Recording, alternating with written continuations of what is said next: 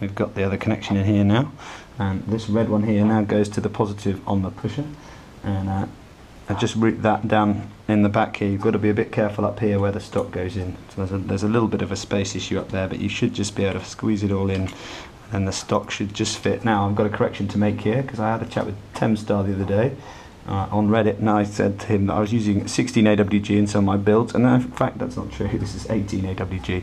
So I'd just like to say sorry to Temstar for that. It's just me being stupid. Okay, so we're back in here now, and I've finished up this lot here on the main trigger, and now I'm going to do this little fella, which is the Microswitch that does the pusher, and that just returns the pusher back to its central position each time, and it goes up in here like this. It's extremely awkward to actually see this. It's going to be very hard to light, I think, but she's right up in there, and you've got to bond that in place so that it's shut, so that the contact is closed. So I'll move my hand out the way so I don't get a shot of that. So there you go, you're going to be up here. There's good instructions on how to mount this. This is the Mark II version. The Mark I had like a little tooth in here, and the Mark II actually uses the actuator on the Microswitch, so hopefully we should get a bit of a better job out of that. So I'm going to just go and bond this in place. Now, one of the options with this is that you could screw it with 2 small screws into this thick piece here on the base plate, which I kind of like as an idea, because when you use 180s you're probably going to want to replace this at some point. If you're using a 180 pusher motor, the chances of this surviving more than about a year or two at 1,000 rounds a minute, or 750 if you're being realistic, pretty good, but it's not amazing. I mean, I would say probably 100,000 cycles and it's going to die, because they do make a lot of torque, and this arm moves at a real old rate when you've got a 180 in there. So if you're using 180s, it's worth trying to make this removable, because they can be quite hard to get off the PLA, because they stick really well with super glue. If you've got some super glue solvent, you can try taking that off. So I'm going to bond that in place, and then you can see our wiring here, and we've got the negative from the pusher, and then we've got the feed here, which is coming up from the main trigger down here on the normally closed, and then this little sucker here is the only negative power feed in the whole cluster, and it's the one that goes direct to the battery. So it goes all the way up here, look, it's the one we ran right at the beginning, and it comes from the motors and then out to the battery over here. Only negative power line that goes direct from battery to cluster. So everything else, you've got your positive feed, but there's no other negatives in the cluster apart from this one here. So it's a common mistake. If you really want to melt some shit, that's what you're going to do. Put 2 negatives in, because then you create a feedback loop and you're going to melt something. Okay, so there's the first connection. Now this Microswitch will end up the wrong way up. So you're going to have from right to left, you've got terminal number 1, which is the common.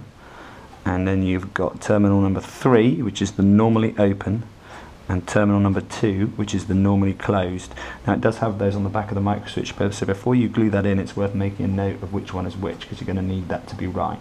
So there we go, we've got the first connection there, which is going back into here on this one. So we're ready to make these next connections, and we're working with the main trigger cluster, and then we're also working up here on this pusher one.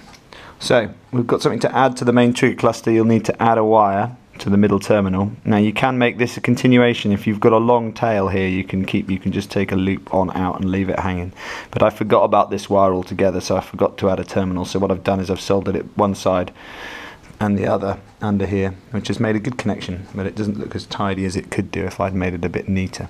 Your positive battery feed, again, you could put a split down here and have a feed over the top into the next part too. So you've got this wire here, which you're going to need in a minute when we come to do this one, which is the next connection. And then this black wire here, I've just made this connection here, that is your negative from the battery, that one right there.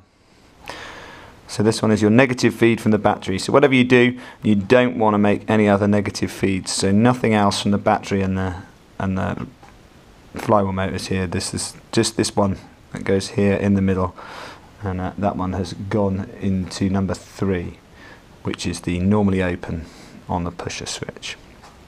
We've got another connection to make onto the other side of there, so that's going to have to remain uninsulated, and I may go back and switch and put a bit of insulation on there in a second between us doing these two.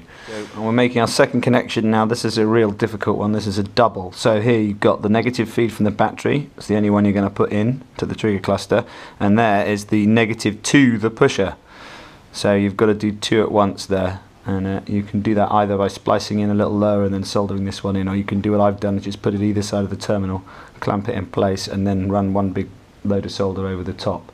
So that's a difficult connection to do, and it's probably the hardest one in the whole cluster to do. This is a double. There's our final connection, which is going on to terminal number 2, which is the normally closed terminal, and that is another feed which comes back round here, and that comes in to the center pin here, the normally open on the main trigger. So that's your final microswitch in, and you can see this is in the shut position when it's fixed down. So you've got to have this nice and tight, and this should be fixed well so that this is completely closed. There should be no clicking noise, and then the arm needs to move up. And what this does is this allows the pusher to retract. So if we quickly connect the power supply, we should be able to test. If we activate the pusher, so in there it retracts perfectly back in, and then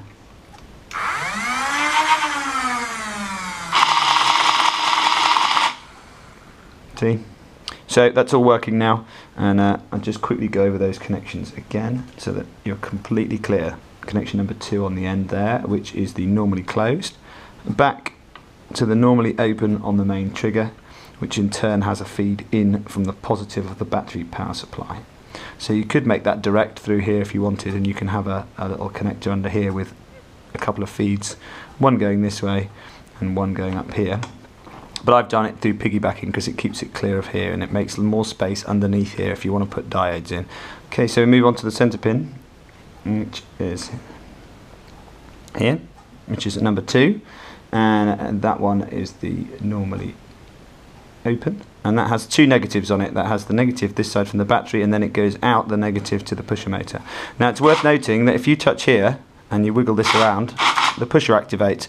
That's because in order for this to work, the plate must be really still. So the BSUK guys say you should always glue your plate in, so you can glue your plate into place, and that gives you a nice firm base to work on. I don't glue it until the last minute, because then I can lift it up if I need to mess around with any of the wiring underneath there. Okay, and then we go on to the final connection on here, which is terminal number 1, which is the common, and that one is another feed, and that is coming from the normally open down here, this bottom pin on the trigger. So there's a couple of interlinks. There's 2 interlinks there between the main trigger and the pusher motor box. Okay, so that's my final little overview of that, and this is all ready to go.